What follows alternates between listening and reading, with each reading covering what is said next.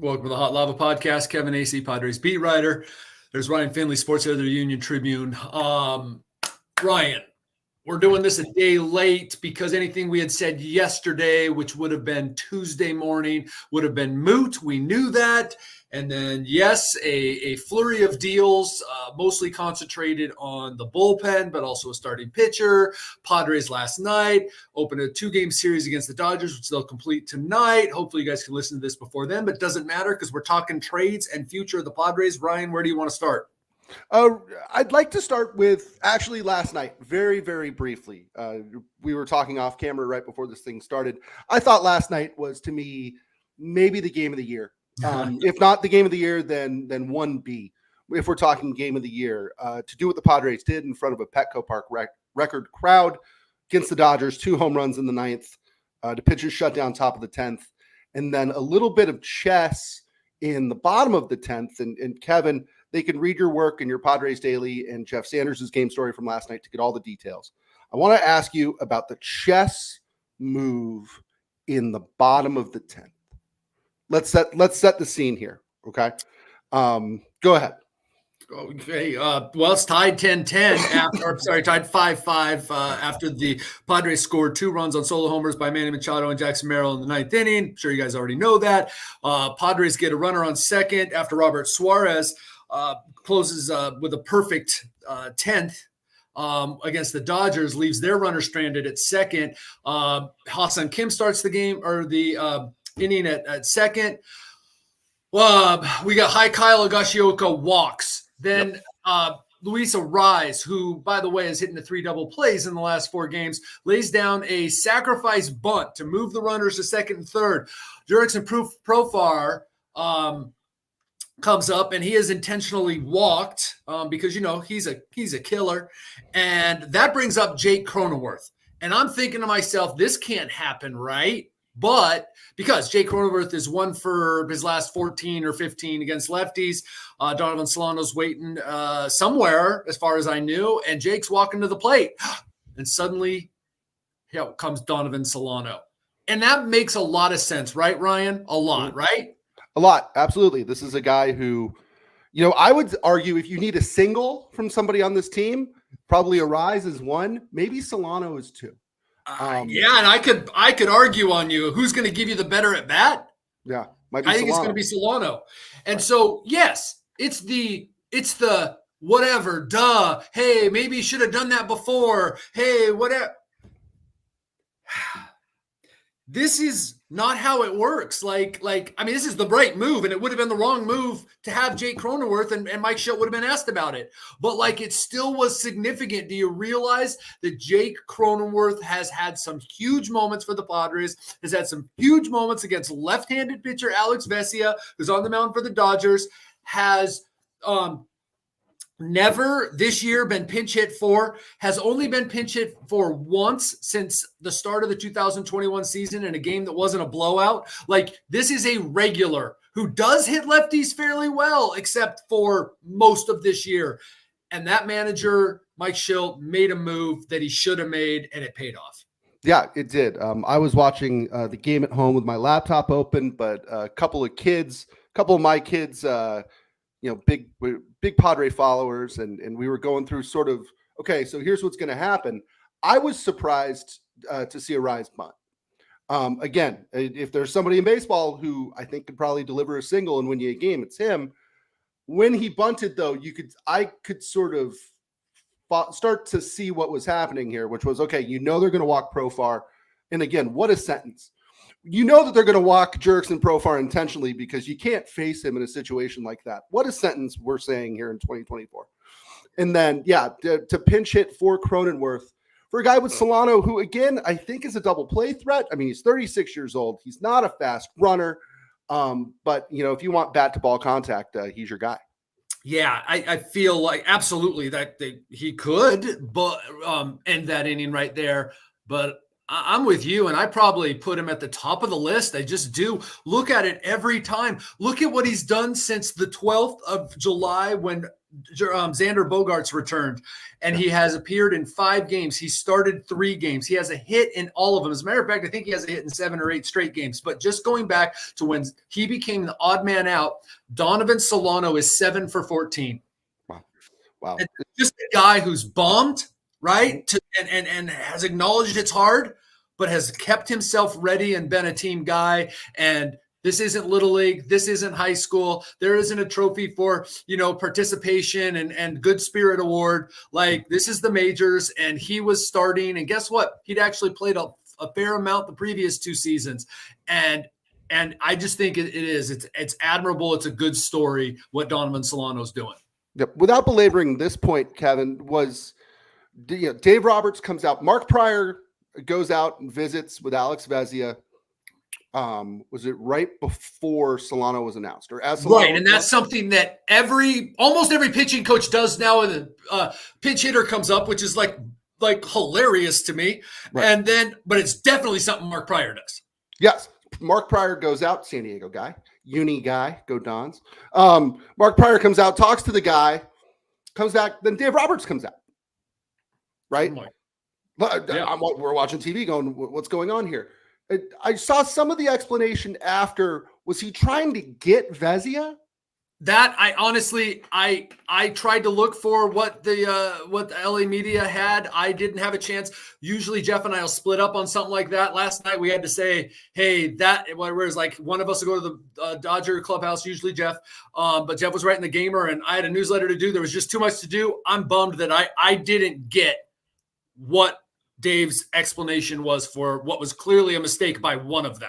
Yeah, because if this is the chess game, right? Okay, so the Padres then go lift their lefty, put in a righty because Vezina's left-handed. The chess play there would be to lift Vezina and bring in a righty.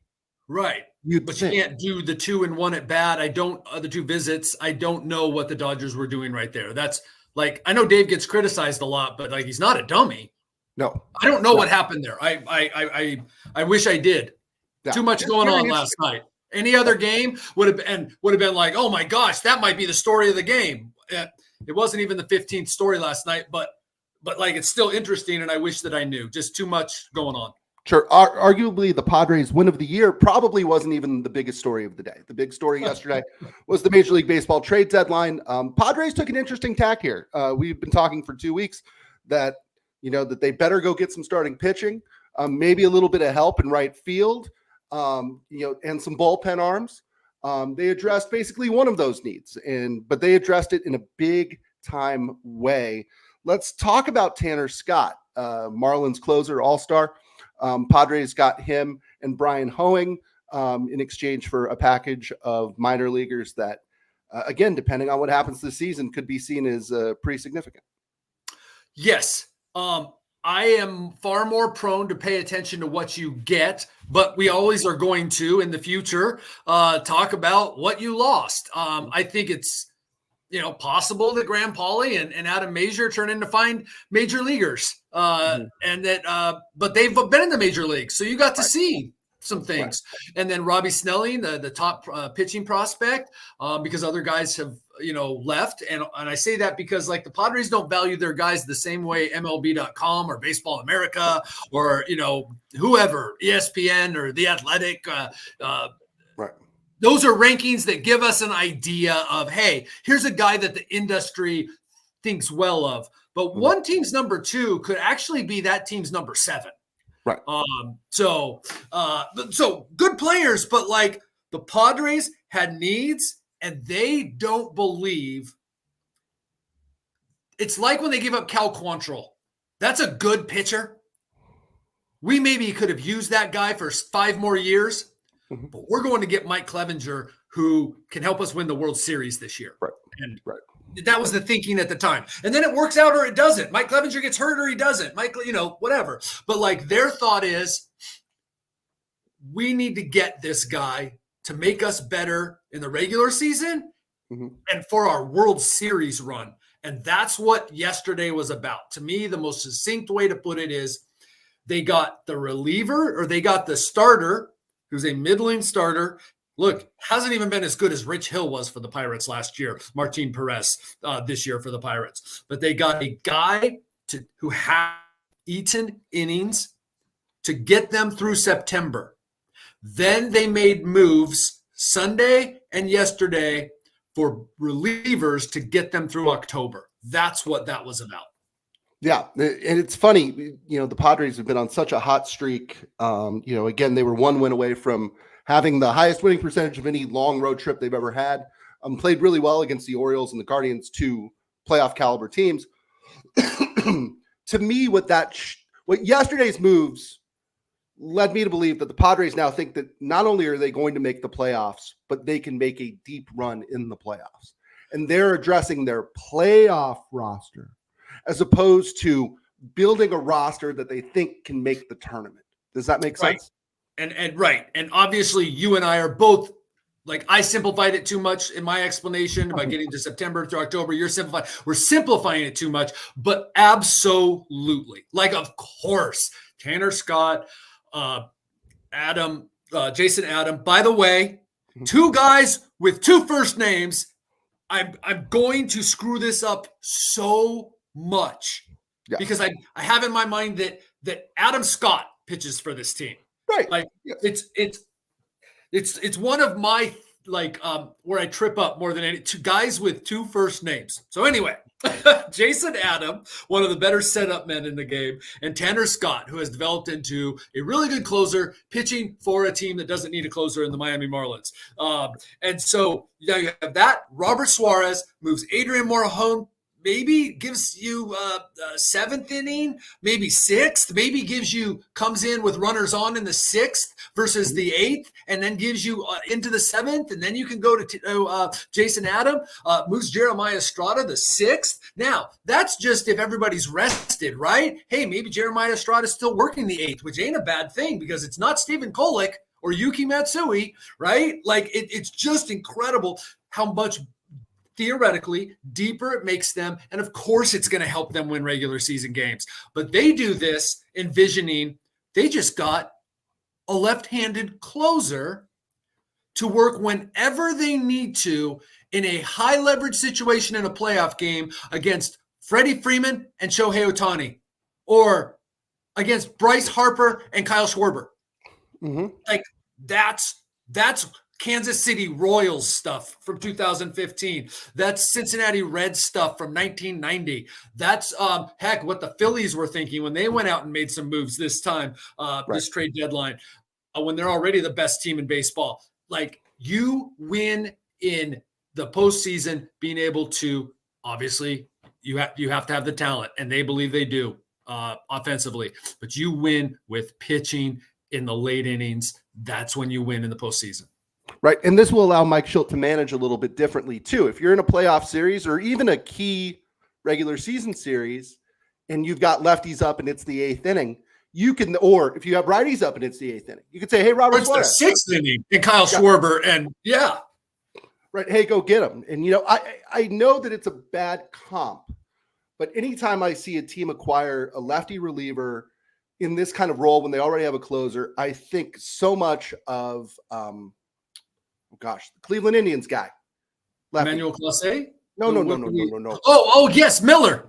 Yeah, Andrew Miller. Oh, no. Yes. I think so much of Andrew Miller, which was the guy who was used sort of in that fireman role for years, right? Wasn't really a closer, but was a guy who came in and faced your toughest lefties whenever you needed him to. And there aren't a whole lot of guys like that in baseball, Kevin. Right. And you know what? If you're Tanner Scott, I hear he's a really good guy and a good clubhouse guy. And but hey, wait a minute. I'm supposed to be making big money next year. Well, you know how you make big money next year as someone's closer? Come in and get Schwarber and Harper in the sixth inning or the seventh inning in the NLCS. Right. That's he doesn't have innings. That's the same as 5 extra saves in the regular season. Right. He doesn't have usage rules, does he, Kevin? Not that anyone knows of. No. Good. One of the things that AJ Preller said yesterday. He actually has gone more than 1 inning, so that's the evidence that he doesn't. He does not. Preller in his news conference yesterday talked a little bit about Brian Hoeing. I'm pronouncing Hoeing correct, right? Yes. Brian Hoeing that he said that they wouldn't have done the deal if Hoeing wasn't in it or something like that. Is that just something you say in a news conference, or is there something about this guy that they really like? There are a couple things they really like. He can go multiple innings. He has been used as a starter. Now, mostly that was last year, 4 or 5 innings. Is your kind of swing guy. This year, that's not how the Marlins, and I don't know the specifics of whether they just didn't need him. Because remember, at the beginning of the year, they had some pretty decent pitching, actually, or whatever. But he's gone 3 innings, quite a bit, and he's under control through 2028. He's 26 years old, and he's, so that's very enticing to them. Would the deal have got done without him? Probably not as it looked. I don't know the specifics yet, but I believe AJ's telling enough of the truth. That's how those deals are. Like, oh, you want these prospects. Okay, man, we really want Tanner Scott, but here's how we want him. Can't include this guy, but we'll take Hoeing too. And then, well, yes, then you have Adam Major. Sure. Yeah. No, it's interesting. I mean, I was looking at his pitch mix the other day. Looks like yesterday. He looks like he gets a lot of swing and miss. What is it? A splitter and a slider or something like that. Both seem to be pretty good. Has a sinker that I think has been getting cuffed around a little bit this year, but somebody who, I mean, big, strong kid who is controllable. And you put Martin Perez. There's 2 guys that you hear, hey, we get them with Ruben, and we're hoping that some things really play up, right? Like Martin Perez has a 5-something ERA. He's also had some really good starts recently. Right. Look, every pitching coach that's in this league has something that helps certain guys click. Ruben has done it time and again with guys, and all they need Martin Perez to get through is, 7 starts for them, where he keeps them in most of them, going 5 innings, goes 6 or 7, and man, they really scored. Absolutely. The one thing, again, we talked last week about how they needed starting pitching. I don't think Martin Perez addresses the starting pitching problem, but I think that it changes the calculus a little bit for them. Reading the tea leaves, Kevin, I think that this means that they expect Joe Musgrove back in some form sooner rather than later, whether he's pitching 3 innings or 5. I agree. Can you read anything into what they? Go ahead. I agree with you. It doesn't solve it. I know what you're saying. I think this is exactly how they figured and what I felt, and I hope I tried to express by the end that, they're still in sort of on some of these guys, but they're not going to pay the price for the top guys. They're going to end up getting a guy at the back end of their rotation. Didn't know they were going to go this big on the relievers, but it seems like no one did except the Padres themselves. But yes, about Joe Musgrove, which I think might be your biggest point, this shows, and it was apparent during the last road trip, that the thinking on Joe Musgrove solidified. I don't want to say changed, though you could almost say that. Like, it was real mellow, like, yeah, we kind of expect Joe back. Yeah, we think Joe will be back. Yeah, we'll see. To these bullpens look good. Joe's going to be okay. Not like they're still not going to take it easy and not going to, because obviously it's not going to happen like Joe hoped it happen, which is he's pitching on Sunday, or next week. It's probably going to be 2 or 3 more rehab starts, but they absolutely believe Joe Musgrove will be back. And there comes a time here, I think he'll be back just in time for an 18 games in 18 days stretch. Yeah. Does that change any optimism? Or what they didn't do with starting pitching, does that change any optimism about whether or not Yu Darvish comes back? Or we're just waiting at this point? We're just waiting. That's really what it seems like. When the book is written, after the World Series win or whatever, maybe some things will come out. But it really does seem like, as much as no one can handle waiting because we have to know everything now, and then we get angry when things change, but you told me it said this now. Sometimes people's personal lives just have to play out, and we probably should respect that. I'm not talking to you, Ryan. I'm talking like, yeah, it can't be an update. Yu Darvish, let's think about it this way. I had the thought pop into my head last night. Man, Yu Darvish probably wants to be a part of this. If the gravity of the situation with Yu Darvish was such that he made the decision to step away from a game he loves, a team he loves, and $7 million possibly. I don't think that, a team going on a run or basically anything except that situation is going to change what Yu Darvish does. Yeah, that's a great point. I mean, now again, I want to make clear, I'm not talking to you. I'm kind of talking to myself. I'm talking to everyone. Like, this was monumental. Check your memory banks. The last time a guy did this. This is big. So, like, it may change, and you might be back. You might be out at a park with, a disguise on right now, throwing a bullpen for all we know, and be back in 3 weeks. Or you might not be back this year or ever because there's stuff going on. There we go. Yeah, no, you're right. I think that had the Padres added a ton of payroll yesterday, I think then that you could have looked at it and said, well, this probably means that they don't expect him back. Yep. Right. Yep. I think they did. Now, this is what they did. They added enough that I'll tell you this, if Yu comes back now, they did leave room, whether it was for you, which it probably was, or not, they left room for you to come back. Right. It's interesting. You talk about the high price of starting pitching. When I saw what they did and really started to take in sort of the totality of it, it reminded me so much of what we talked about last December and January, which was that the Padres weren't in on these big, expensive starters. So what they were going to do was they were going to try to shorten the game as much as they could. Right? Remember Woo Suk Go, Kevin? Remember him? But, they went out and they signed, right, Matsui and Go. And they traded for Enyel De Los Santos and saved a little bit of money in doing so. Signed Wandy Peralta. Right. And they signed Wandy Peralta. And that it seemed like they were trying to sort of do an end run around the starting pitching problem by getting as good as a bullpen as they could get. To me, this is that on, supercharged, right? Yes. They went out and now have the best setup guy in the American League and arguably two of the best closers in the National League.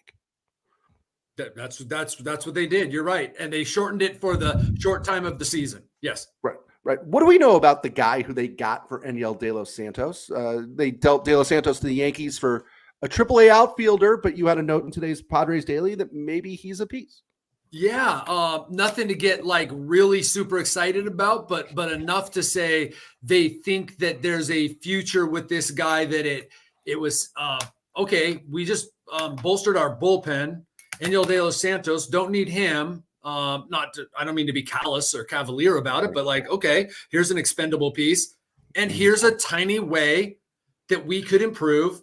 Probably give this guy a shot, if not now, in September, and see if he can be a pinch runner, some sort of defensive outfielder for what Mike Schilt likes to do in, late in games for the postseason. Yes. And I forget Brandon, can't remember. Remember it was Brandon, but and I believe it starts with an L.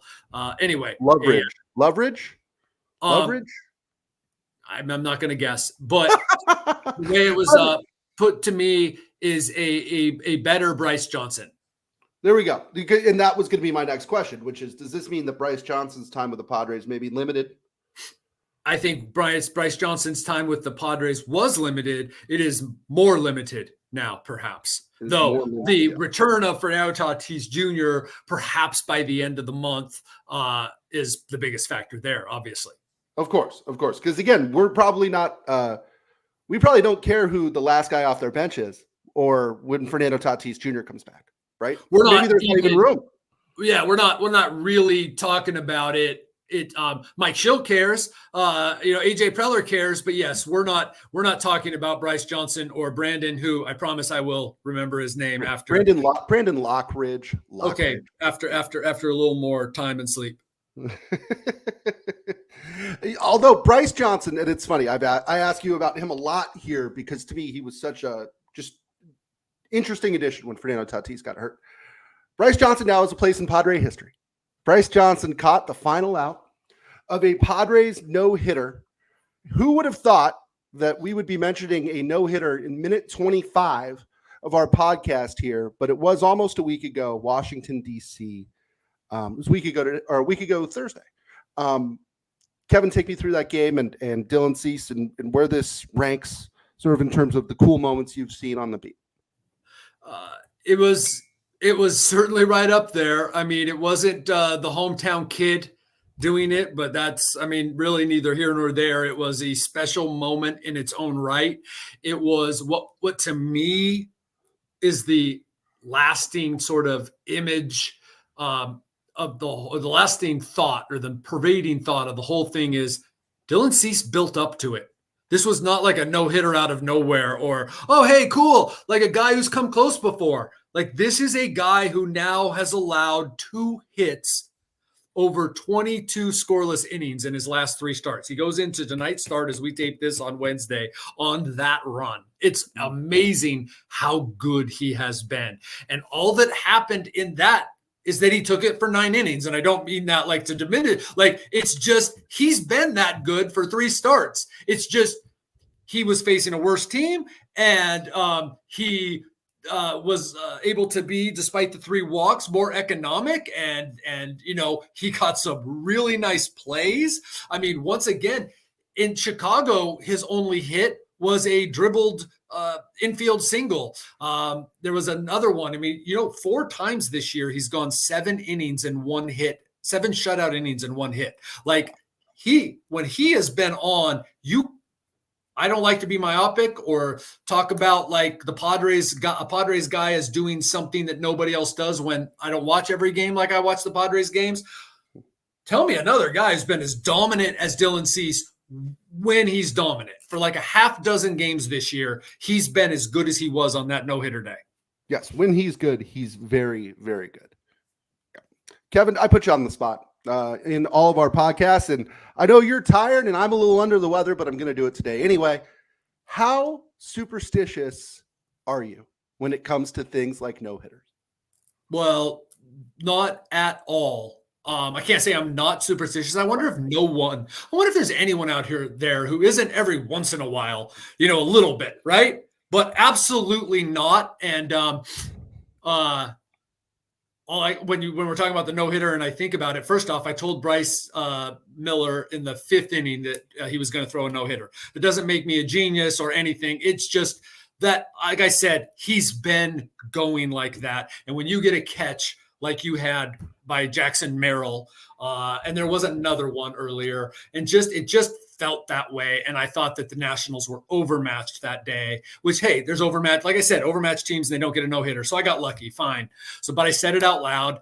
I tweeted it, and I don't tweet, but like that play deserved a tweet. And predictably, I was a real jerk for doing that. I was going to jinx it. But much like I tweeted about Joe Musgrove's no-hitter, it evidently, what I did not somehow alter the universe and shift the axis of the earth so that Dylan Cease did not get his no-hitter. By the way, Dylan Cease talked about and addressed the no-hitter basically from the 6th inning on with his teammates. Wow. There was no don't talk to him, no isolation, more so than in another start. Yeah. I'll stop before I say something I regret about not talking about no-hitters. I was sitting on a hotel room bed 4 miles from the game. That's right. And I was like, I could probably be there in 15 minutes. I have a Baseball Writers Association pass. I could walk in. And I didn't do it. And it's not because necessarily I'm superstitious, but I grown up watching the Padres, and if I stopped what I was doing every time a guy took a no-hitter into the 7th inning, I would have gotten very little done growing up, right? When I saw the catch, I went, every no-hitter has one play just like that, right? Every no-hitter, you got to get lucky on one play. And then when Bogaerts made sort of the sliding stop, was it in the 8th? Yeah. I mean, I was telling our bosses, hey, prepare some room on A1 for this guy's going to throw a no-hitter. But I didn't get up because, again, I think that we've all seen it fall apart. Dylan Cease even, right? I mean, he gave up a hit with 2 outs in the 9th inning to a guy named Luis Arraez. Ruined a no-hitter for him. Yep. So I think it's neat. I do, for fans, especially for players, if they're not going to move, you're not going to go to the bathroom, whatever it is. I think that's neat. Just don't impose your superstitions on other people. Absolutely. And you watch enough baseball to know that, again, if you were superstitious, Kevin, you wouldn't be a very good reporter. You'd always be, doing that. So, all right. Well, hey, let's wrap it here. Padres play the Dodgers, game 2 of their 2-game series tonight at 5:40 p.m. Very briefly, it's Dylan Cease, who we just talked about, against a guy named Clayton Kershaw. Remember him? Again, a guy who has owned the Padres over the years, not so much lately, coming back from a protracted rehab. Very interesting to see how they do it. If the Padres, tell me if I'm right here, a win today, and the Padres would take the season series from the Dodgers, wouldn't they? Be their 7th win. They only play 13 times this year. So yes, it would be the first time since 2010. Wow. See, that seems significant to me. Maybe I'm wrong. I think that if it happens, barring another, a big, huge comeback and walk-off win, I can't imagine that it's not a prominent part of my game story that the Padres have won a season series against the Dodgers. Right. They don't get any prizes for it, but when it's the dragon from up north and it hasn't happened in 15 years, then I think it's pretty significant. Yep, and it gives them the tiebreaker should something funny happen at the end of the season and the Padres and Dodgers end up tied in the standings. Correct? Dodgers are vulnerable, man. They wanted to get Tanner Scott, and right away that last night showed why. Like Dodgers bullpen is tough, man. And when I say tough, I mean rough. Like not tough like the Padres bullpen is now. They're having one of those years too. I mean, you could fill an all-star team starting rotation with Dodgers starting pitchers who are hurt, right? Yeah, I mean, it's without a doubt. I mean, oh my gosh, yeah. Maybe it wouldn't be showing up so much. To be fair to some pretty good relievers historically that are in the Dodgers bullpen, right.